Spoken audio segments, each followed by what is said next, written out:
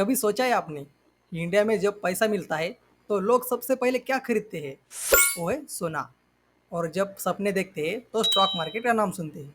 एक तरफ लॉकर में रखा हुआ गोल्ड और दूसरी तरफ स्क्रीन पर ऊपर नीचे होता ग्राफ। पर 20 साल बाद इन दोनों में से कौन जीत जाता है, स्टॉक या गोल्ड? आज हम इमोशनल डिसीजन नहीं, लॉजिकल डिसीजन लेंगे। तो सबसे पहले बात करते हैं गोल्ड की। गोल्ड मतलब सेफ्टी का सिंबल। इंडिया में गोल्ड सिर्फ इन्वेस्टमेंट नहीं है, ये एक भरोसा है। जैसे कि शादी में गोल्ड, फेस्टिवल में गोल्ड, यहाँ तक कि टेंशन में भी गोल्ड। अगर 2005 में किसी ने 1 लाख रुपए का सोना खरीदा होता तो लॉन्ग टर्म एवरेज ग्रोथ लगभग 8 से 10% ईयरली के आसपास रही। 20 साल बाद वो 1 लाख रुपए लगभग 5 से 6 लाख के आसपास हो सकता था। बुरा नहीं है, गोल्ड ने पैसा बचाया और गोल्ड ने वैल्यू को ख़त्म नहीं होने दिया। पर एक बात याद रखना, गोल्ड तुम्हें अमीर नहीं बना पाता, गोल्ड तुम्हें सिक्योर रखता है। अब बात करते हैं स्टॉक के बारे में। स्टॉक मतलब ग्रोथ का इंजन।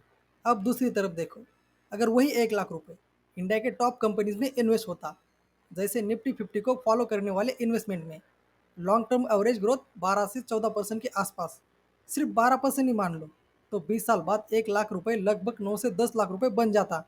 डिफरेंस देखो, सिर्फ 3 से 4% का एक्स्ट्रा रिटर्न और फाइनल रिजल्ट ऑलमोस्ट डबल। यह है कंपाउंडिंग। कंपाउंडिंग शोर नहीं मचाता, वो चुपचाप वक्त के साथ काम करता है। चलो अब इसे एक रियल एग्जांपल से समझते हैं। अगर कोई आदमी हर महीने 10,000 रुपए की एसआईपी करे, वो भी 20 साल के लिए, तो उसका टोटल इन्वेस्टमेंट होगा 24 लाख रुपए। अगर उसके ऊपर 12% भी एवरेज रिटर्न मिला तो उसका फाइनल अमाउंट लगभग 1 करोड़ के आसपास हो सकता है। तो ये कोई लॉटरी नहीं है, ये एक डिसिप्लिन है। गोल्ड में ऐसा एग्रेसिव कंपाउंडिंग मिलना बहुत मुश्किल है। चलो अब जरा रिस्क के बारे में समझते हैं। देखो दोस्तों, स्टॉक मार्केट कभी सीधा ऊपर नहीं जाता, कभी कभी वो क्रैश भी हो जाता है। जैसे 2008 में क्रैश हुआ, कोविड में क्रैश हुआ, और कभी कभी बीच में ही 30 से 40% की गिरावट भी आ सकती है। स्क्रीन लाल हो जाती है और दिल तेज धड़कने लगता है। इसमें लोग क्या करते हैं, अपने स्टॉक बेच देते हैं और फिर बोलते हैं स्टॉक मार्केट रिस्की है। पर सच ये है, मार्केट रिस्की नहीं होता, अपनी रिएक्शन रिस्की होती है।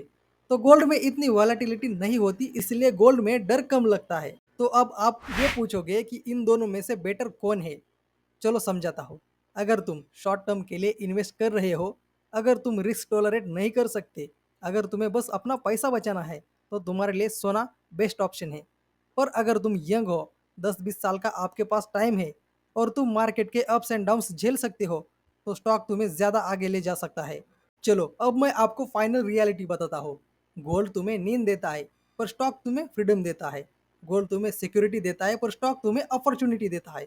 पर स्मार्ट लोग क्या करते हैं, वो दोनों रखते हैं। जैसे कि 5 या 15% गोल्ड रखते हैं, बाकी सारी इक्विटी। क्योंकि बैलेंस ही तो असली पावर है। जिंदगी में सबसे बड़ी रिस्क क्या है?